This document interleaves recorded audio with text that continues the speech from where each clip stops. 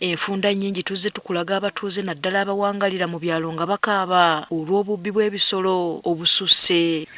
Ebisolo bino ebimu bikukusibwa mu mmotoka naddala eza buyonjo ate abalala bazisalira ku ttale gye baba bazibbye. Poliisi egamba efunye emisango miyitirivu mu bbanga lino lya myezi 2 nga waliwo n'abateeberezebwa okuba ababbi abaakwatiddwa. Poliisi mu mwezi guno ogwa Novemba ne December egyo emyezi 2 esobodde okuzuula animals bisatu ebisolo 352 bisatu 52. Then esobodde n'okukwatayo ba suspects abantu betuteebereza okuba abazi b'emisango 54. Lusoko agamba ebisolo bino ababbi babitambuliza mu mmotoka za buyonjo. Ebisolo tebakyabitambuliza nnyo ababbi ku zifuso bateeka mu bumotoka buno obu saloon cars nga Primoz, Ipsams, Wish ne Romeo. Abamu ku bo babeera n'ebipapula ebijingirire mbwe zibawa olukkusa okutambuza ebisolo bino. Najja ne permit ezimukiriza okutambuza ensolo naye n'ayitawo nga naye atambulira ku bipapula ebiri forged. Abalunzi baweereddwa amagezi okukuuma ebisolo byabwe. Waliwo abantu abayina farms ez'ente. Teriiko kagundi kasengenge konna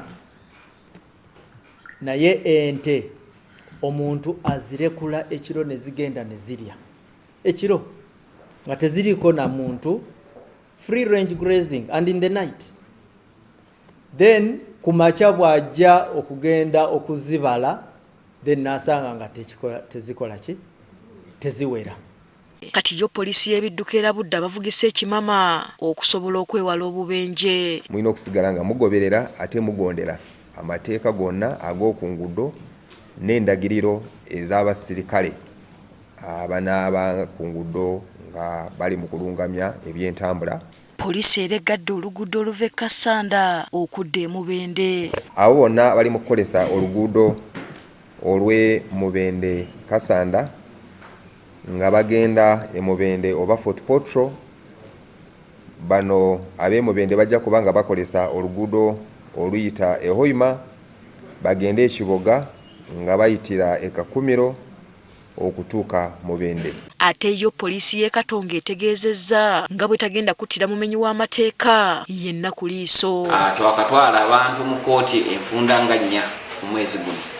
N'olwekyo tukyagenda maaso n'okola ebikwekweto oba omanyi oli omukozi wa bikolobero ebibi tujja kukwata tujja kusangayo gy'oli. Bw'abadde ayogerako ne Spark TV omwogezi wa poliisi mu Katonga Region Majidu Kalim bannannyini bifo by'olukale abasabye okuteekawo obukuumi okusobola okulaba nga beewala abamenyi b'amateeka. Nga shows bana waliwo abayimbi bagenda kuteekako ennyimba bayimbira abantu basanyusa abantu amasinzizo tusaba muteekeko security ku gate abantu babacekinga nga tebanayingira mu ndoomu. Wabeeremu abantu abatambula mu ndoomu mukwataganire wamu ne security. Era bajjukizza abantu naddala bavugira ku Masaka Road okwewala okuvugisa ekimama.